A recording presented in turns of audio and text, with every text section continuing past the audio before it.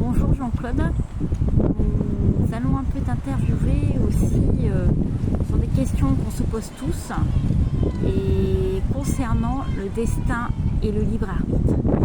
Quelle différence y a-t-il entre le destin et le libre arbitre?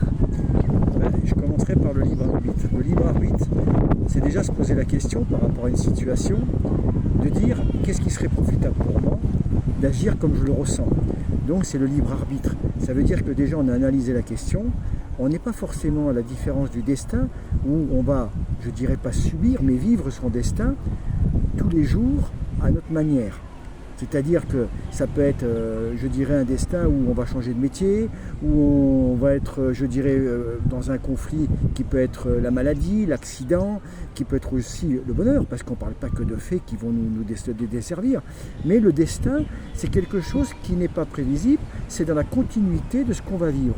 Le libre arbitre, c'est quelqu'un qui, à un moment donné, se donne l'ordre de dire c'est ce qui est le mieux pour moi, c'est ce que je vais faire à la manière dont je viens de l'analyser et je vais le mettre en place. C'est mon libre arbitre, j'ai pris ma décision, j'ai pris ma résolution.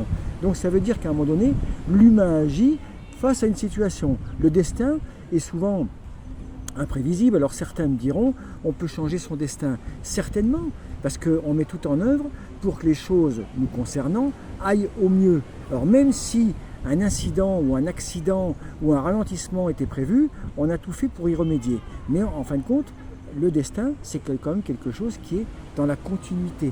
Le libre arbitre, on se pose la question d'agir pour. En fait, le destin est respecté. Quelqu'un qui doit être connu, quelqu'un qui a un destin ascensionnel, j'ai envie de dire, par exemple, comme, on va prendre l'exemple du Star System, ça peut être un Mbappé ou un Ronaldo ou une Céline Dion, le destin est respecté. Ces gens-là devaient vivre ça dans cette vie et avoir ce destin-là. Tout à fait, mais à un moment donné, ces personnes-là ont une motivation, ont une passion. On va parler d'Mbappé, c'est le foot, Ronaldo également, Céline Dion, c'est le chant.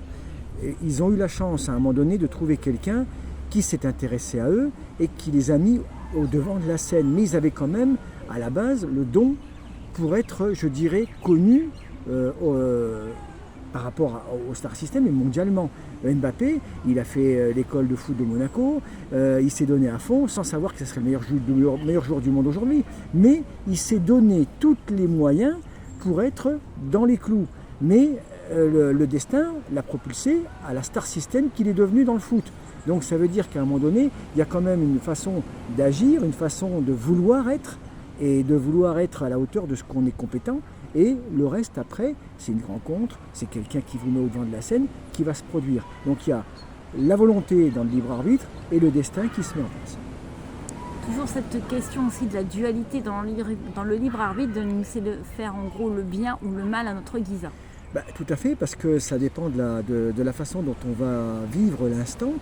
Soit il y a l'ego, soit il y a l'orgueil, soit il y a certaines choses qui vont rentrer en ligne de compte, qui ne sont pas les meilleurs conseillers et qui vont nous faire du mal malgré nous à des personnes qui n'en avaient pas forcément besoin.